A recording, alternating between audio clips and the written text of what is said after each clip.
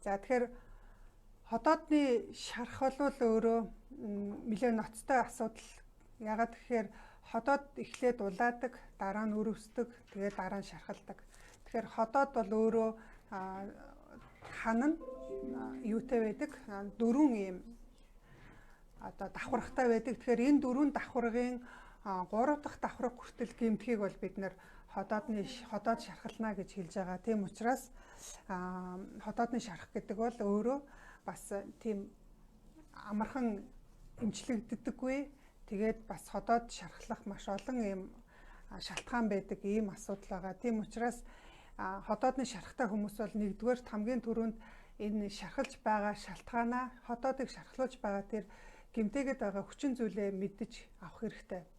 Тэгэхээр хотоодыг гэмтээх ерөнхийдөө үндсэн 10 төрлийн шалтгаан байгаа. Тэгэхээр энэ шалтгаануудыг бол бид нэр хэрэг бүлэглээд аваад үзэх юм бол үндсэндээ юм 3 хэсэгт хуваагддаг. Нэгдүгээрх нь болохоор тухайн хүний өөрийнх нь дархлааны эсүүд буруу ажиллаад өөрийнхөө хотоодны эсүүдийг гэмтээгээд устгаад байхыг бол бид нэр А төрлийн хотоодны одоо өрөвсөл шарах гэж хэлдэг.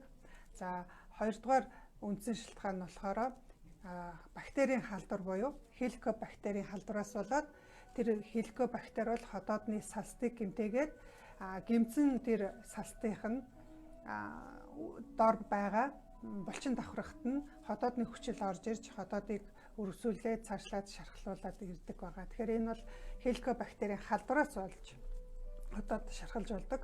За 3 дахь нь болохоор юу гэдгүү гэхээр цөсний суургөө буюу хотооднд цөс орж ирээд цөсний хүчил нь хотоодны ханыг гэмтээж шархлуулж байгаа ийм байгаа.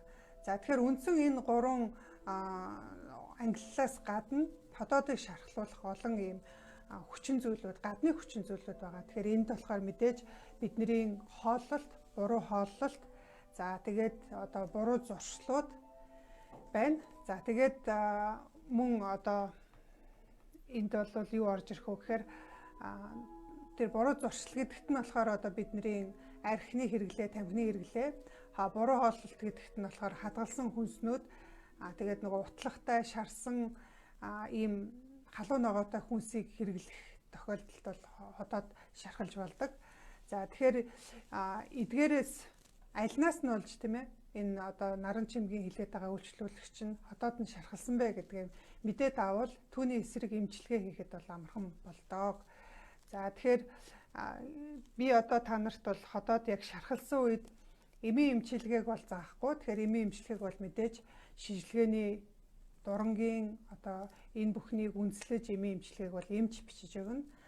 Эмийн эмчилгээгээр бол хотоодны шарх бол бүрэн эдгэрэх боломжгүй байдаг. Ягаад тэгэхээр эм гэдэг бол нэг талдаа өөрөө химийн бодис. Тийм учраас хотоодыг одоо ямар ч сайн юм бэлээ гэсэн хотоодын ханыг бол өөрийг нь салтыг нь бас тодорхой хэмжээгээр гэмтээж идэг. Тэгэхээр бид нар эмийн эмчилгээний дараа заавал нөхөн сэргээх эмчилгээ гэж бол хийгдэх ёстой. Тэгэхээр энэ нөхөн сэргээх эмчилгээг бол хийдгүүгээс болоод эрүүл одоо хотоодтой болж чадахгүй ингээд хотоод нэг бол шархан идэгсэн ч гэсэндээ сорвтой үлдэх эргээд тэр нь амархан сэтэрдэг юм болдог байгаа.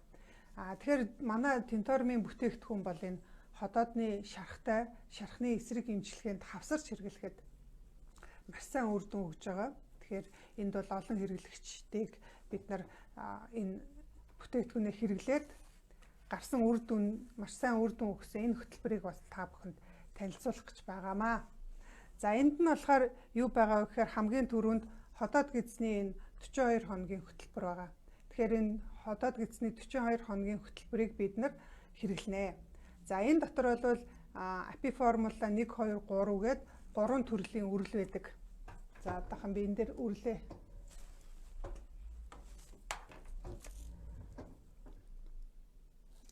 За одоо энэ жишээлбэл API формула 1 гээд үрэл байна тийм.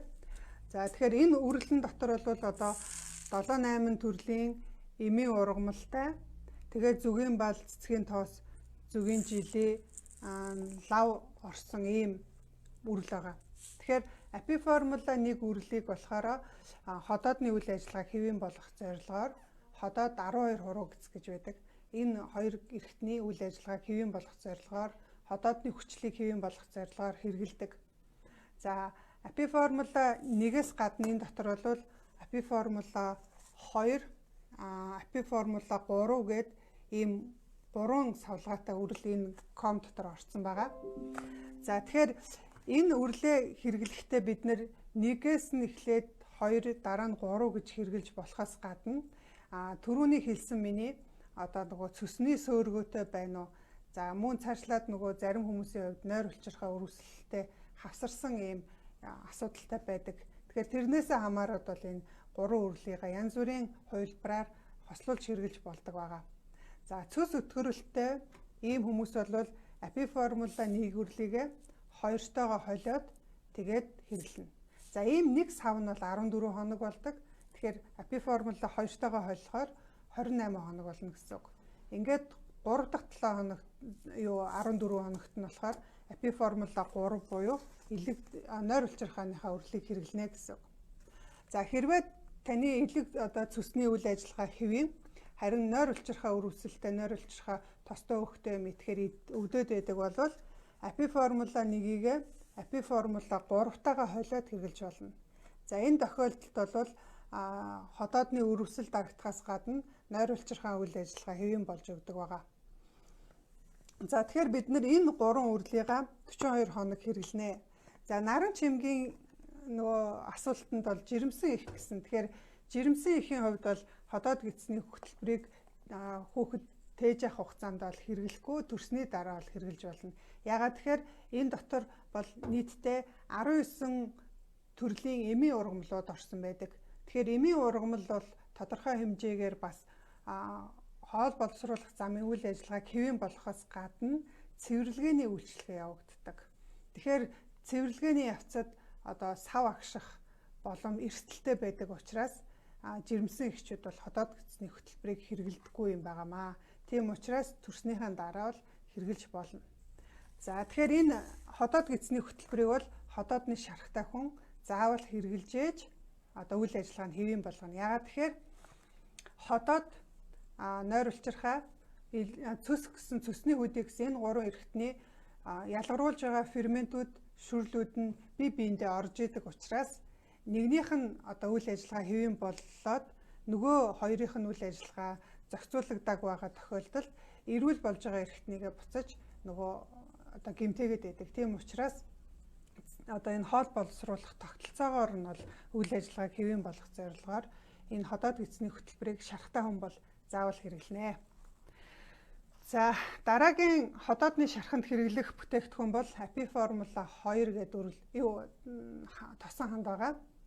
За API формула 2 дээр найрлаган дээр баг зэрэг өөрчлөлттэй болсон. Тэгэхээр энд дээр юу орсон бэ гэхээр дотор нь зүгийн жилийн өтгөрүүлсэн хамт хэлбэрээрээ орсон, зүгийн лав шингэн хамт хэлбэрээрээ орсон. За тэгээд зүгийн балтай, тэгээд амтны гаралтай тос нь болохоор бидний одоо монголчуудын хувьд бол ойрхон шар тос гэж хэлдэг тийм. Үнэнээс үнээс гаргаж авдаг. Тэгэхээр цэвэршүүлсэн шар тос орсон байгаа. Тэгэхээр энэ дотор бол 4 төрлийн найрлага орсон байгаа. За тэгэхээр бид нар шар тосыг бол ямар үед хэрэглэхэд тохиромжтой байдгүй гэхээр өглөө өлөн дээрээ хэрэглэхэд их тохиромжтой байдаг. Яагаад тэгэхээр хүн шөнө унтах үед бол цөсний хүүдийнд их хэмжээгээр цөс хуримтлагдаад маргааш өглөө нь идэх хоолыг ялангуяа өөх тостой хоолыг задлах боловсруулахад оролцдог. Ийм одоо өөхийг бол өөхний хүчил болгоод задлахад оролцдог одоо цөсний хүчил гэж юм байдаг. Тэгэхээр цөсний хүчил маань хүн одоо өөх тостой зүйл хэрэглэх үед л ялгардаг. Өөрөөр хэлбэл цөс бол цөсний тэр булчин бол хүний ходоодонд өөх тостой юм ороод ирэх тохиолдолд мэдрэлээрээ дамжаад одоо рефлексээрээ цаана нь юу үүсдэг вэ гэхээр би одоо эзэн маань өөх тостой зүйл хэрэглэлээ. Тийм учраас цөс одоо түүнийг задлах цөсний хүчил хэрэгтэй гэдэг ингээд цөсний хан бол ойролцоогоор нэг хоол идснээс хойш 30 минутын дараа хан нь агшаад ингээд 12 хуруугдсанд орж ирж бидний идсэн хоолыг бол ингэж юу яадаг, задалдаг байгаа. Тэгэхээр хэрвээ та өглөө ямар нэгэн тосон зүйл хэрэглэхгүй бол таны цөсний одоо тэр булчин агшихгүй гэсэн үг байна шүү дээ. Тийм учраас өглөөдөө хүн болвол өрөм хэрэгэлдэг юм уу, эсвэл шүл уудаг юм уу, эсвэл ямар нэгэн тийм өөх тосны юм заавал хэрэглэх хэрэгтэй болдог. Тэгэхээр бид нар ер нь бол заавал ходоодны шарахтай гэхгүйгээр ерөөсөө л бүгдээрээ л өглөө босонгуудаа өглөө өдөрт нэг удаа апи бальзам 2-оос халуун одоо усанд халуун цайнда халбагны 3-1 хэмжээтэй багыг хийгээд тэгээд баг багаар ингэж залгилаад уухад бол таны хоол боловсруулах замыг чинь өдрийн турш хоолоо бүрэн зохицуул шингээхэд бэлдэж өгнө гэсэн үг байна. Тэгэхээр ходоодны шарахтай хүмүүс маань цөс их өтгөн байдаг. Тийм учраас цөснийхөө одоо энэ ялгарлыг хэвэн болгох үүднээс бид нар апи бальзам 2-ыг өглөөдөө хэрэглэх юм байгаа шүү. За энэ бол практикаар одоо туршигдсан маш сайн юм үр дүнтэй арга байгаа.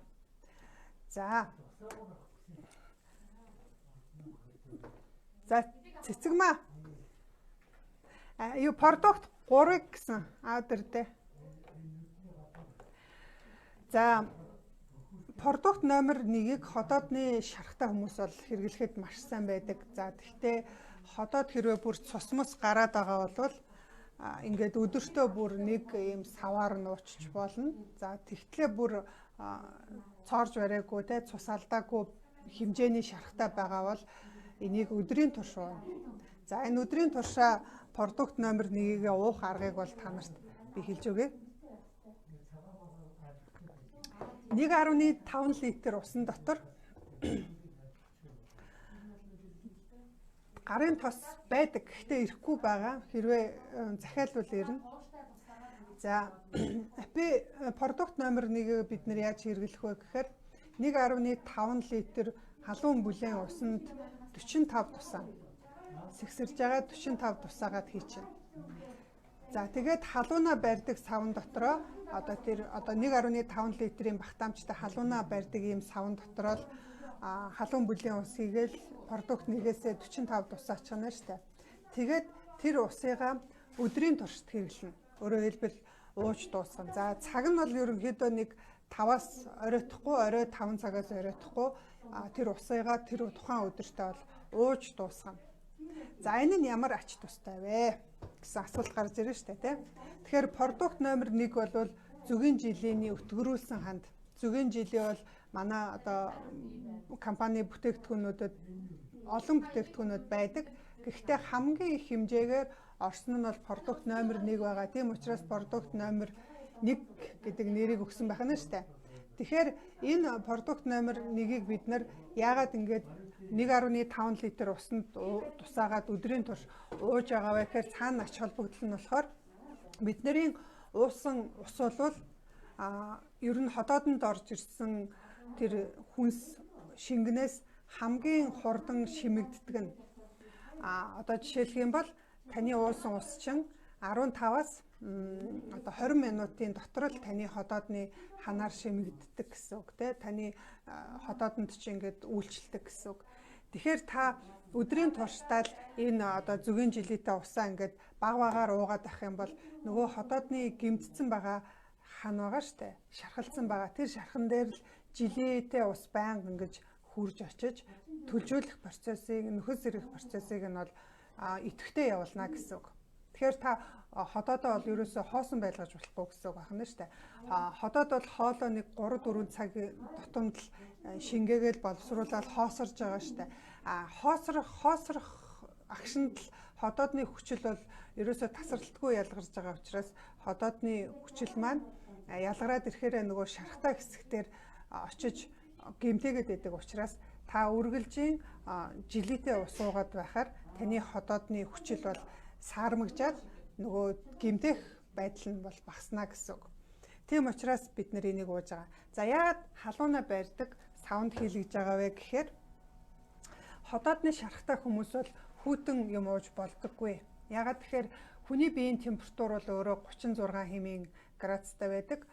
Тэрнээс бага температуртай ус уух юм бол жишээ нь бид нар тасалгааны температуртай ус уухаар чинь тэр чинь ойролцоогоор нэг 20 градусын ус байгаа шүү дээ. Тэгэхээр 20 градусын усыг бидний ходоод боловсрол одоо ороод ирсэн тэр хоолыг байна уу, усыг байна уу шингээхдээ биеийн температуртаа болтол халаадаг. Өөрөөр хэлбэл 36 градус болох нь шүү дээ. Тэр явцад бол ходоод өөрөө их ажиллана, ачаалал аавна. Мөн тэр усыг буцаж яг биеийн температуртаа бүлээн болтолно. Байлгахын тулд бол ходоодны тэр гөрөлц хөдөлгөөн бол ихсдэг. Тэгэхээр бидний ходоод бол ер нь нэг 20 минут тутамд нэг гөрүүлдэж байгаа. Бид нэр одоо ингээд мэдэхгүй л байгаа болохоос биш бидний ходоод 20 минут биш 20 секунд тутамд өөрөөр хэлбэл минутанд 3 удаа гөрүүлц хөдөлгөөн хийдэг гэсэн үг байна шүү дээ. Та хэрвээ зочроогоод хүйтэн ус уух юм бол тэр усыг чинь бүлээтгэх гээд таны ходоодны хан бол ингээд зочроод агшчин. Ингээд агшчин тохиолдолд нөгөө шарх хөндөгднө гэсэн үг. Тэ нөгөө шархтай хэсэг маань илүү их ингээд нөгөө одоо хөндөгдөж сэдрхэн шүү дээ, тэ. Тийм учраас бид нар бол ходоодны асуудалтай хүн бол ерөөсөө хүүтэн юм ууж болохгүй. За зарим нэг юм мэдээллүүд яваад байдаг шүү дээ. Одоо энэ Facebook дээр явж байгаа мэдээллийг чинь за нэг 60% нь бол бас лавлж харахгүй бол болохгүй, бата их сурвалжгүй, шинжлэх ухааны үндэсгүй байгаад байдаг, тэ. Өглөө босоод үлэн дээрээ 4 аяга одоо тасалгааны температуртаа ус ууч гэх шиг иймэрхүү мэд зөвлөгөөнүүд яваад байдаг. За энэ бол яг гоо гидсийг цэвэрлэхэд гидсийг ингээд ханыг нь зочроогоод одоо тэгээд гөрүүлц хөдөлгөөний дэмжээд ингээд өтгөнийг гаргахад бол хэрэгтэй байдаг бах. Гэхдээ ходоодонд бол энэ бол тийм тусгүй. Тэгэхээр ходоодны өрөвсөлтэй шархтай хүмүүст бол энэ арга ерөөсөө тохирохгүй. Тийм учраас усыг уухдаа хоолыг идэхдээ дандаа бүлээн л идэгнэ. Халуун байж болохгүй, хүйтэн байж болохгүй гэсэн. Тэгэхээр бид нэр халуунаа барьдаг одоо савнууд худалдаан зөндөө байгаа шүү дээ. Тэгэхээр тийм сав зориултын сав аваад эсвэл та гарч орохгүй. Одоо өнөөдөр бол хүмүүс ингээд гэртээ их байгаа учраас яаж болох вэ гэхээр халуун савтай усандаа л хийчихнэ шүү дээ, тий. Тэгэхээр 45 тусаагаад уухад бол нэг юм 15 мл-ийн савлгаатай продукт номер 1 бол хагас сар болдог, 15 хоног болдог. За ходоодны шархтай хүний эмчилгээ бол өөрөө 45 хоног нэг курс болдог учраас ийм савнаас 3 авчихад бол яг нэг курс болно гэсэн үг байна. За энийгээ тэгээ өдрийн туршид авна гэдгийг бол ойлголоо. За асуух юм байвал бичээд байгаарай. Лавийнхаа дундуур би бас асуултанд чинь хариулаад явчихнаа. За дараагийн бүтээгдэхүүн болохоор продукт номер 3 гээд зөгийн жилийн усан ханд байгаа. За продукт номер 3 бол продукт нэгээсээ ялгаатай нь болохоор зөгийн жилийн хэмжээ нь бол чүт бага, арай бага. Гэхдээ энэ продукт номер 1-ээс өөр 2 найрлага орсон. Тэр нь болохоор мөнгөний ион ороод ирсэн, дээр нь шүнгийнт гээд эрдэс ороод ирсэн байдаг. Тэгэхээр тэр хоёр нь болохоор бас өөртөө биеийг маш сайн одоо цэвэрлээд дээр нь шархыг бол их хурдан аниулахад бол тусалдаг байгаа. За тэгэхээр продукт номерыг уухдаа бид нар уухаасаа өмнө сэгсрээд тэгээд нэг жижиг цайны халбаар шууд одоо ус мөсөнд найруулахгүйгээр шууд уу. За продукт нэгийг болохоор бид нэр хоолноосоо нэг 15-аас 20 минутын өмнө ууж байгаа. Яагаад вэ? Яагаад бид нэр хоол идэхийн өмнө 15-аас 20 минутын өмнө продукт номерыг уудаг вэ гэхээр бидний уусан шингэн зүйл ходоодны салтад 15-аас 20 минутын дотор шимэгддэг. Тэгэхээр бид нэр хоол идэхийн өмнөхөн одоо уух нь штэ. Тэрнээс бага одоо яг хоол идэхийнхаа өмнөхөн уучих юм бол продукт номер 1 маань үйлчлэж амжихгүйгээр эзэн хоол хүнстэй маань холилдоод саармагжаад нөгөө шарх ангаах үйлчлэгээ маань багасчихна. Тийм учраас бид нэр продукт номер 3-ыг хоол идэхээс 15-аас 20 минутын өмнө нэг цайны халбаар шууд ууж хэрэглэнэ. За энэ юун дээрээ би нэг дутуу юм хэлсэн байна. Үрлэн дээрээ ходоод гидсний үрлийг хизээд хэрэглэх вэ гэхээр таны ходоодны хүчил ямар вэ гэдгээс хамаарна. Хүн болгоны хувьд бол өөр. Хэрвээ таны ходоодны хүчил их байдаг бол одоо нөгөө хоолойд гашуу амтагтаад их байдгаа мэддэг бол та хоол идэхээс одоо 1.5 цаг буюу одоо 90 минутын өмнө нэлээд өмнө хэрэглэх нь. За тийм боломжгүй байх тохиолдолд хоол идснээс хойш 2 цагийн дараа хэрэглэдэг. Тэгэхээр хэрвээ та хоол идэхийн өмнө энэ үрлээ идчих юм бол таны ходоодны хүчил ихснэ. Тийм учраас ходоодны 3 үрлийг ходоодны хүчил ихтэй хүмүүс хоолноос цагийн хамгийн багадаа цаг тэгээд ер нь цаг 30 минутын өмнө хэрэглэнэ. За тэгэж хүлээж чадхааргүй хоол чи одоо бэлэн болцсон та хүлээж чадахгүй гэвэл хоол идснийхаа дараа хэрэглэнэ. Гэхдээ хоол идснээс хойш 2 цагийн дараа хэрэглэнэ гэсэн үг. За продукт нэгийг бол өдрийн туршдаа та багаагаар балгаал угаад л байна гэсэн үг тийм ээ. 3-ыгаа болохоор хоол идэхээс өмнөхөн өдөрт 3 удаа хэрэглэх нэ. За дараагийн ходоодны шарханд хэрэглэх нэг бүтээгдэхүүн болохоор тополек болоод иргэл.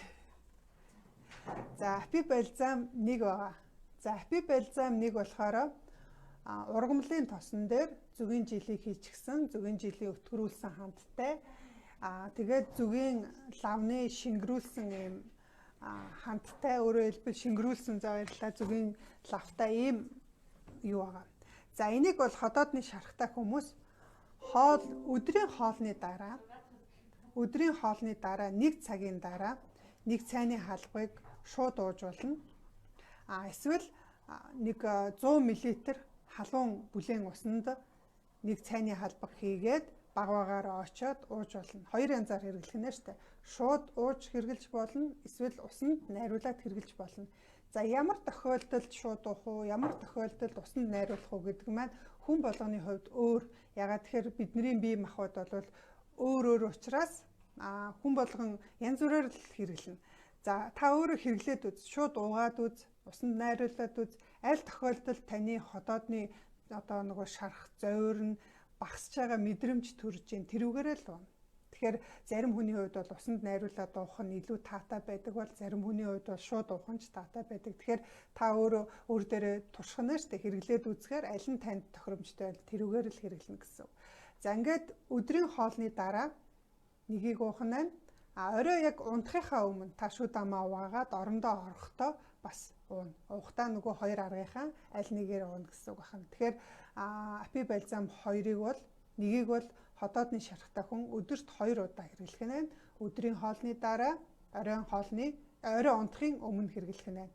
За ийм 100 мл-ийн савлгаатай апи бальзам маань нэг курс эмчилгээнд бол 2 сав орж иж нэг курст хүрдэг. Өөрөөр хэлбэл энэ ойролцоогоор нэг 20 тонно гэсэн үг байна шүү дээ, тийм ээ. Тэгэхээр эндээс 2-ыг авч иж ходоодны шархтай хүн бол нэг курс эмчилгээнд бол хэрэглэх нь байна. За дараагийн ходоодны шарханд хэрэглэх хөтөлбөрийн нэг бүтээгдэхүүн бол тополек гэж зүгийн бал байгаа. За энэ тополек зүгийн бал маань шинжлэгдээд ийм гоё зурагтай болцсон. Эндээ бол нөгөө нэг зүгийн жилийнхэн зураг нь харагдаж байгаа бах те. Их сайн шүү гэж энэ болортой. За баярлалаа, үр дүнгээ хуваалцаарай. За энэ тополек бал бол зүгийн жилийн маш өтгөн хэмжээгээр орсон. Ер нь бол продукт номер 1-т дүүцэхээс хэмжээгээр орсон байдаг. Ер нь бол маш их хэмжээний жилийн орчихсон. Тэгээд 100% цэвэр бал байгаа штэ. За энэ тополек балыг ходоодны шархтай хүн бол хоол идэхээс өмнө нэг 30-40 минутын өмнө нэг цайны хаалбаг балаа юунд найруулад уучна.